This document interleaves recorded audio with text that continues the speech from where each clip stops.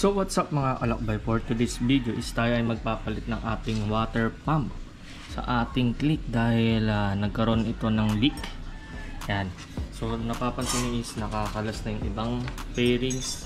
Ito, babaklasin natin tong radiator natin. And ito, napapansin ito. Kaya kailangan natin palitan dahil nagkaroon ng leak. Yan. Kung makikita nyo, nakikita nyo to. Tingnan natin ang flashlight. So nakikita nyo yan. Then pag ano yan, basa-basa yan. Ayan o. Yan yung cause ng leak natin. Ayan. So water pump yan. So kailangan natin palitan. Ito partida pa to ha. Di na to naandar. Di na warm up. Ano siya, malamig yung makina pero nagkaroon ng leakage. So ngayon ito na yung indication na kailangan natin palitan yung water pump. So ito, nag-drain na ako ng ating coolant. So ang gagawin ko mga alakbay, tatanggalin ko itong cover ng cylinder head. Yan. Ang tatanggalin natin dyan is itong bracket na to. Ayan, ito saka ito para maluwan tayo na magbaklas, kasi ito maniipit yung mga hose natin, yung radiator hose. So baklasin mo muna natin mga alakbay. Gamit lang tayo ng 10mm, pero ito hugutin muna natin to para iwas balik. Ayun, ganyan lang naman yun. Usog natin. Ayan, angat lang natin itong dalawa. Angat lang natin. Yan. Tapos atakin natin. Saka natin tatanggalin gamit ang 10mm. Hanapin natin 10mm.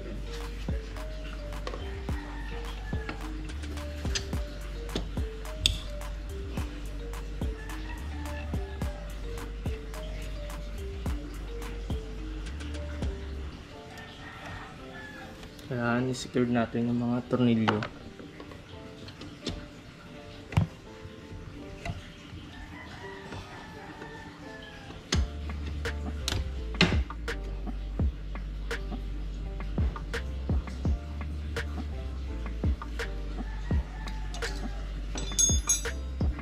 Okay na to siguro. Yan, dalawa lang.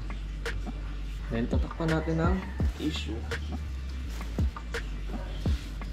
para hindi pasukan ng dumi.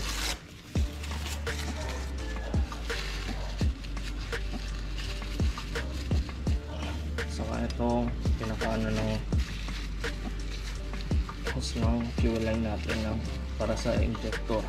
Then may 4 na tornilyo dito sa dalawa, tapos dalawa sa baba. 10mm din yan para mahugot natin to.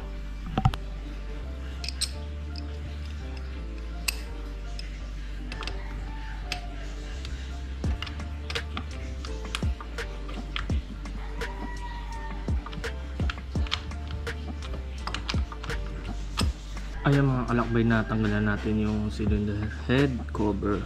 So ang gagawin natin is itatap dead center natin para ma-align ito water pump. So ang ginawa ko is tinanggal ko to itong sa may CVT natin. Gagamit tayo ng 24mm para matap dead center natin. So ikutin ko na at tignan natin yung marking.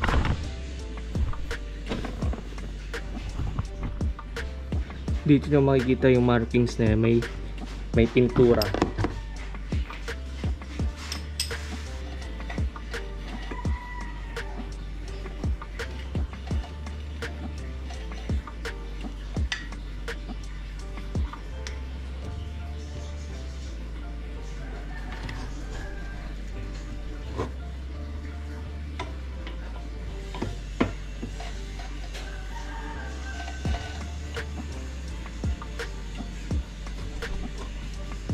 So ayan, nagka-center na natin. Sinesting ko na ng ilang ikot. So may makikita kayong ito, sa yung pintura dito sa loob. Ayan, sa may daliri ko. Yan yung pinaka-top dead center, saka may play yung ating mga sa may camshaft. Ayan, may play. So yung mga alakbay is tatanggalin na natin yung mga hose muna ng ating radiator. Ayan, para ma-drain natin yung ibang mga coolant, para madali nating hugutin tong tagita water pump natin.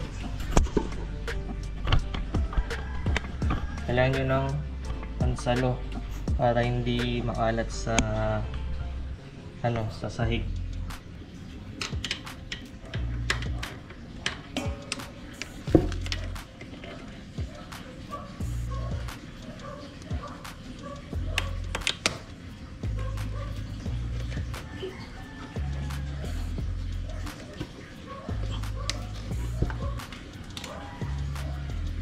Then saka ingatan yung mga plastic parts. Yan, madaling mabasag yan kung hindi nyo ingatan. Okay lang naman yung sa may mga alloy tulad nito. Tulad nito. Ayan. Talagang hindi masisira yan. Kaya ingatan nyo pag mag-ano kayo, magtatanggal.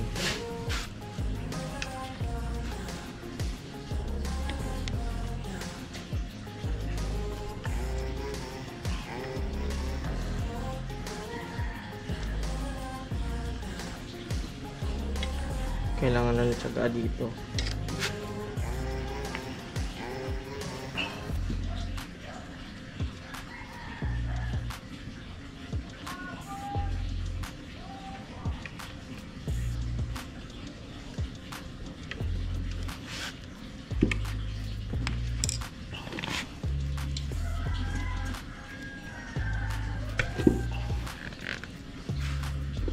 So tatanggalin natin yung kaduktong niya.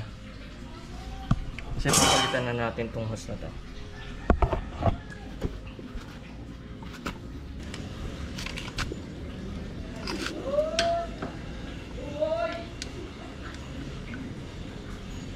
Tatanggalin natin yung ating radiator muna.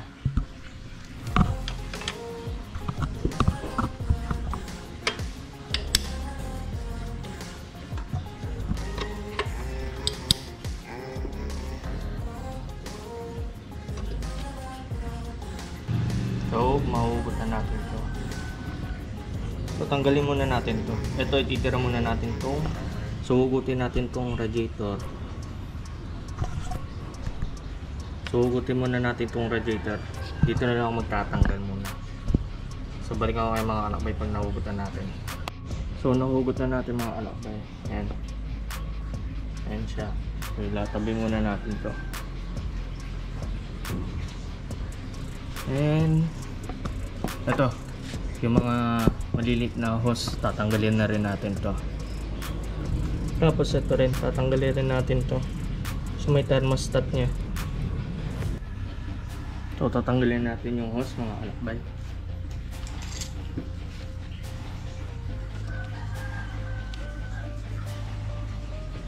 Ito muna nanayin natin yung plastic part. Kaya kailangan maingat kayo dito sa pagtatanggal.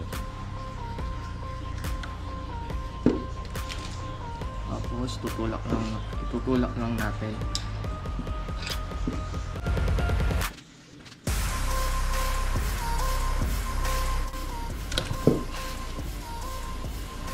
Ayan.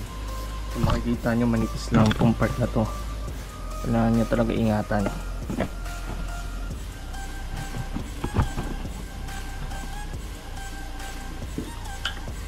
Then ito na. Kung tatanggalin natin, tapos yung isa sa ilalim.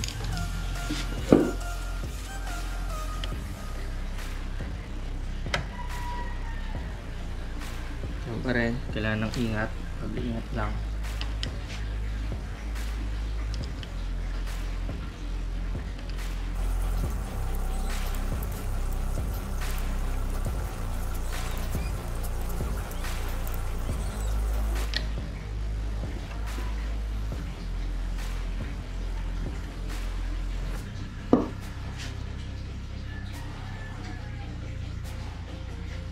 So ayun, hindi na natin baklasin pala yung ito pa pala last.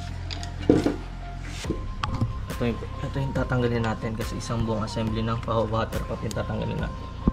Ito yung pinaka-last. Then tanggalin na natin yung mga tornilyo.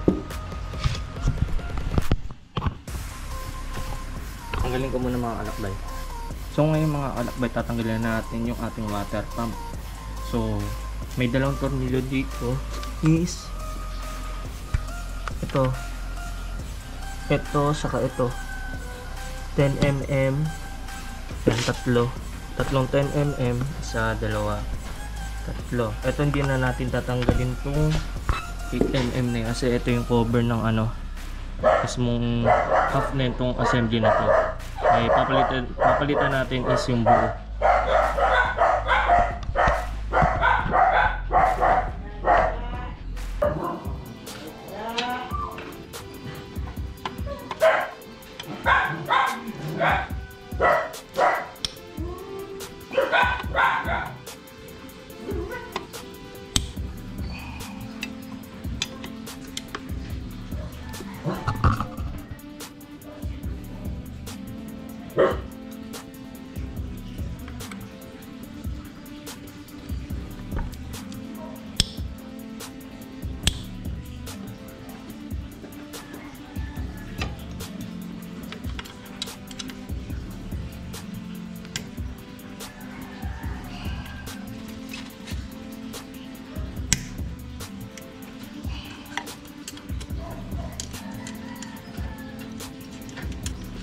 So pare-pares naman yung haba ng mga tornilyo na to, kaya hindi tayo malilito.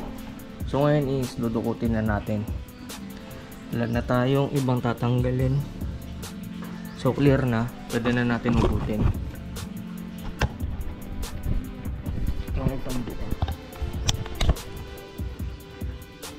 So gagamit tayo ng mahabang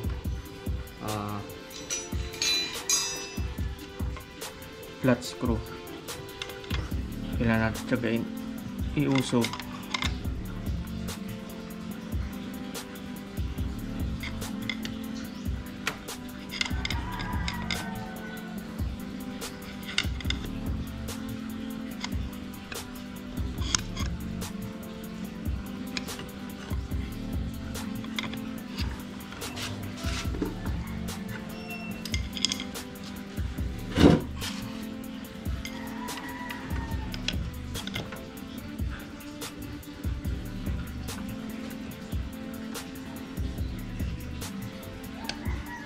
Ayan na siya.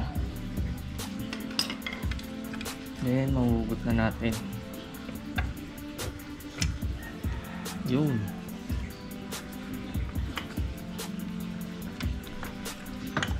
Na natin sa ilalim. So ayan, makikita niyo yung dito nalusot yung leak. Diyan siya dumadaan. So nakikita niyo yung markings. Then matigas na siya. Hindi pa pala. Pero matigas siya unlike sa bago.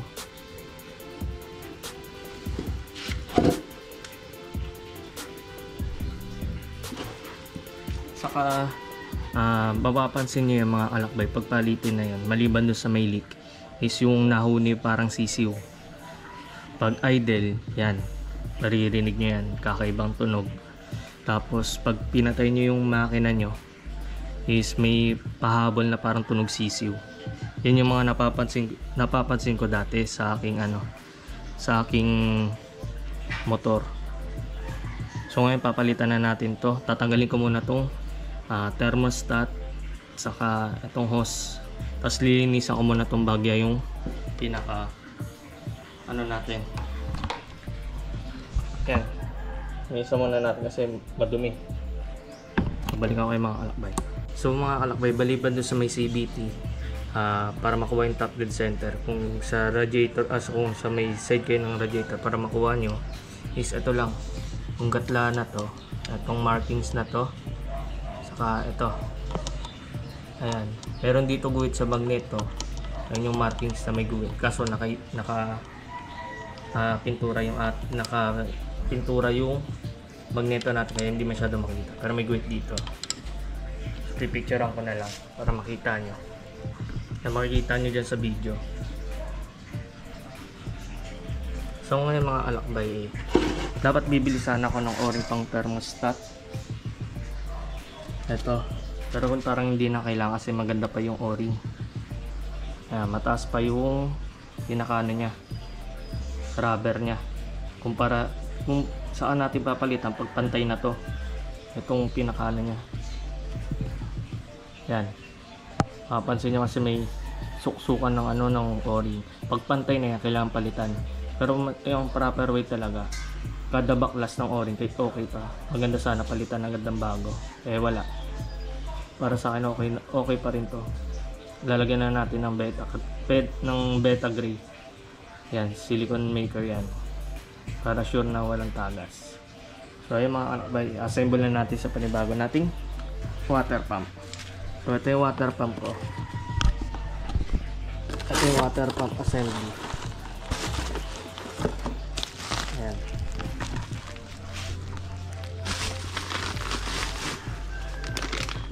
Ito siya. Buti mayroong stock sa pinagbibilang ko.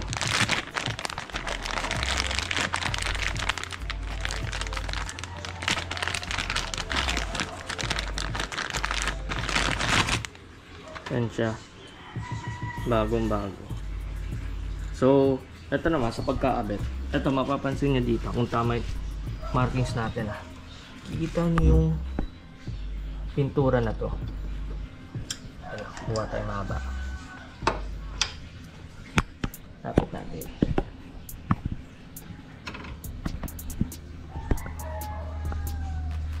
Kung makikita nyo to, ayan, saka yung puti doon sa loob is magkapantay. So tama yung ating markings, yung nasa top dead center siya, madali natin may papasok. So ito yung bago natin. Ito naman bago natin ikabit, kailangan natin i-timing din. So tulad nyan, ito nakikita nyo yung may arrow na yan, yung may pentel na blue. So ipapantay natin tong sa may kuntil nya. Ayan, kailangan pantay ito para pagkapasok swak sa ating camshaft. Ayan. So ngayon ikaabit ko muna tong ating thermostat. Balikan ko kayo mga alakbay. So ayun mga alakbay, ikaabit na natin tong thermostat sa ating bagong water pump.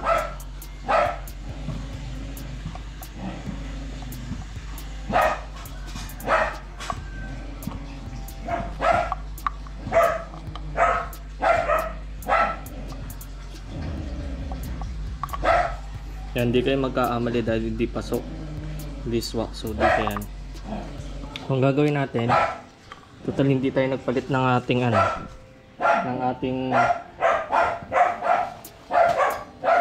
O-ring. Kung gagawin natin is lalagyan natin ng beta gray,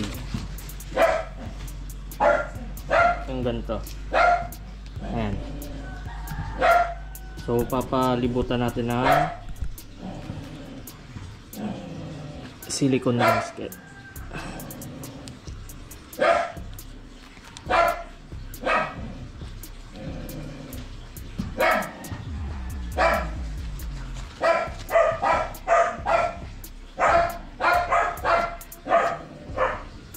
Konting-konti lang naman.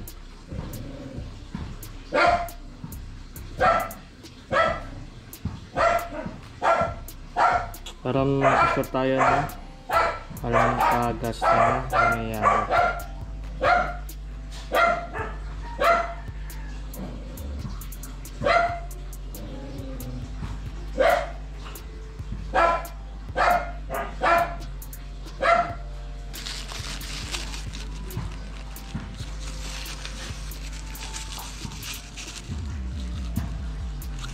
So ngayon mga alakbay, ikaabit na natin.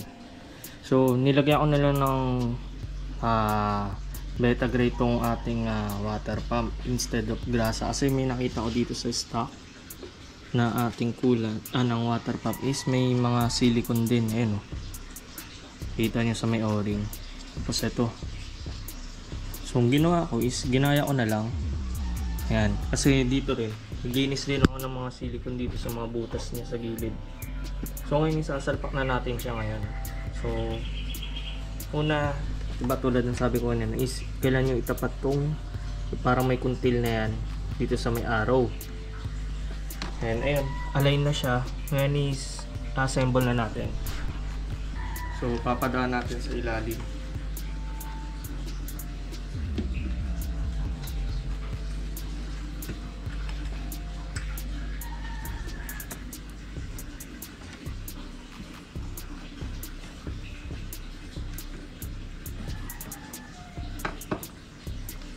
Ayan. Tapos itatapat lang natin yung mga screw nya sa butas. Kasi doon yung markings. Ayan. So tutulak na natin. Hindi natin kailangang pukpukin.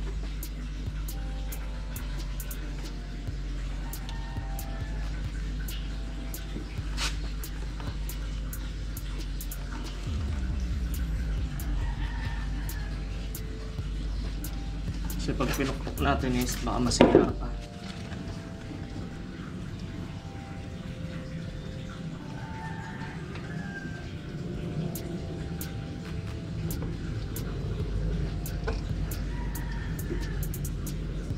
Papasok naman yan.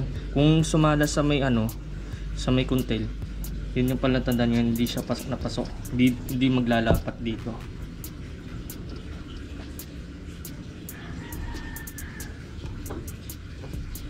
Yan.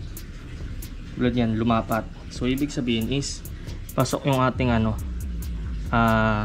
yung kuntil sa may camshaft.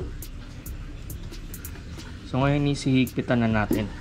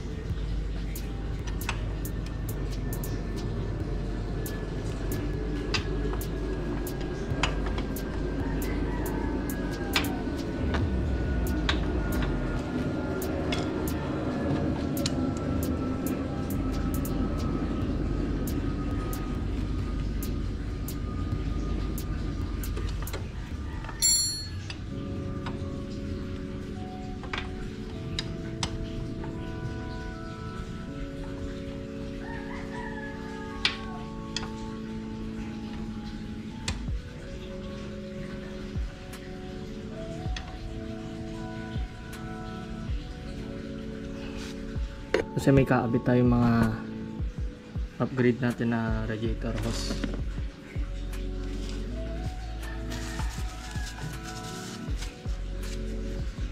Ito, Samco Sports. Unahin muna natin dito sa may gilid.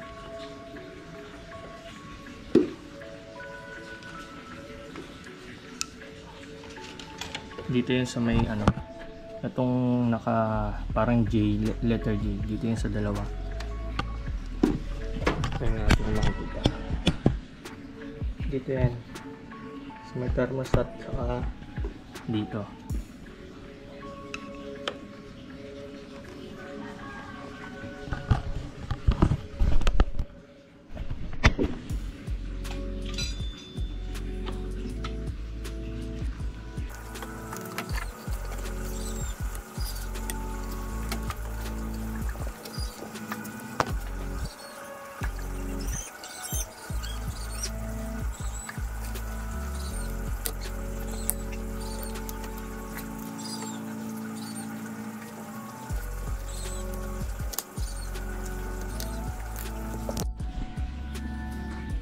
So update lang mga kalakbay, nalobat yung ating GoPro.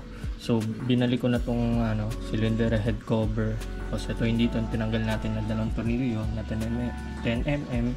Tapos yun sa may fuel hose. Ito na yung kinabit na natin na Samco Sport na radiator hose. Tapos binalik ko na rin yung ito sa may CVT.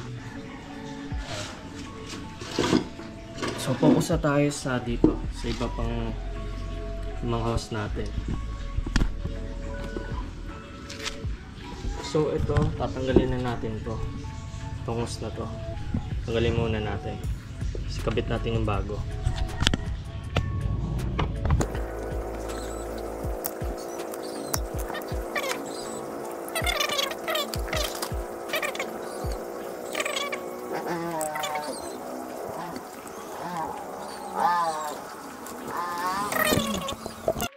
Sakto naman yung haba niya.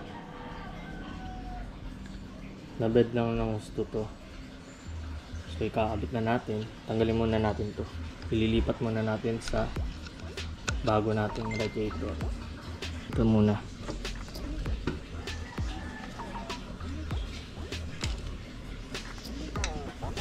Fit muna natin.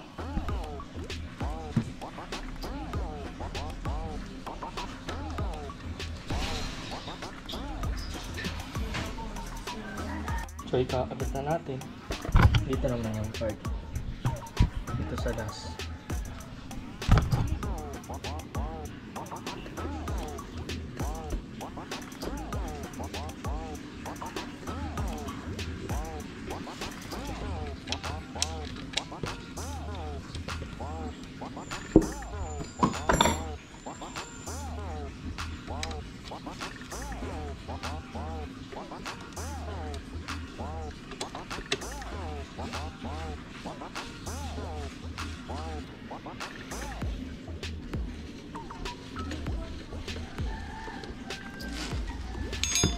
So yan, hindi muna natin inikpitan, kabit muna natin yung mga hose. Unahin muna natin sa taas, sunod sa baba.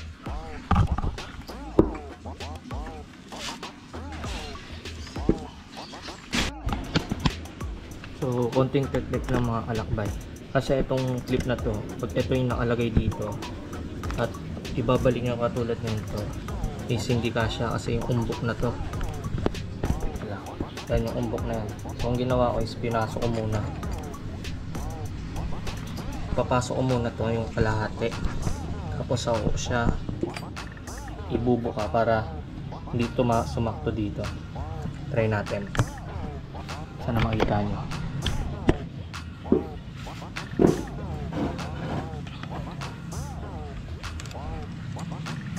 Diskarte natin.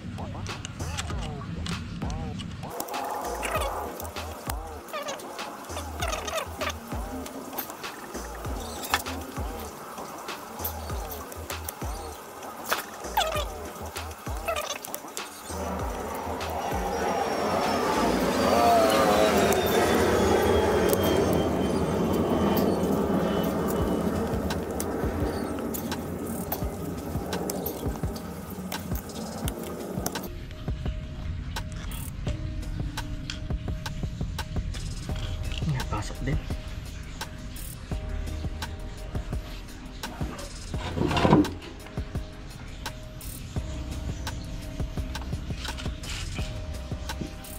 Ito yung ginawa ko, pinagpalit ko.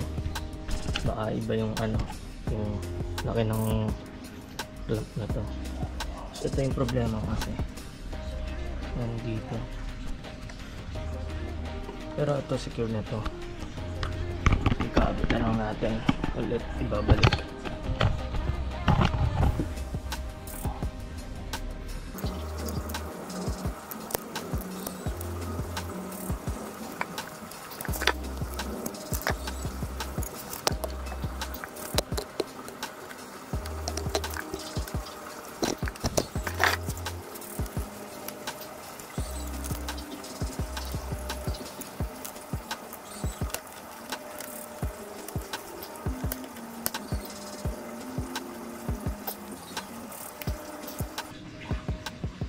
So ayan, nakabit na natin. Hirap pala ikabit. Kaya pala may libreng mga clamp na ganito. Itong tangke. Kaso ang problema, okay naman gamitin to. Ang problema pag nasobra ng higpit, lalo mga plastic yung sa sa mga abitan. Pag nasobra baka mabasag. ito kasi mas okay, ito kasi saktong-sakto talaga para sa pagkaabitan. So yun lang, ang gagawin natin is sasalin muna tayo ng langis kasi nagbaba ako ng langis kagabi, kaya ngayon ko palang sasalinan ngayon. Update ko yung mga alakbay pag nasalinan ko na. So yung mga alakbay is nasalinan natin ng distilled water. Kailangan natin ng malinis na tubig para may flush natin yung ating ulan. So ang gagawin ko, papainitin ko muna ng 5 minutes, then ipa-flush ko na. Saka ako sasalinan ng distilled ulan. Yun yung mga alakbay. So salamat sa panonood mga alakbay, and ingat palagi and ride safe always.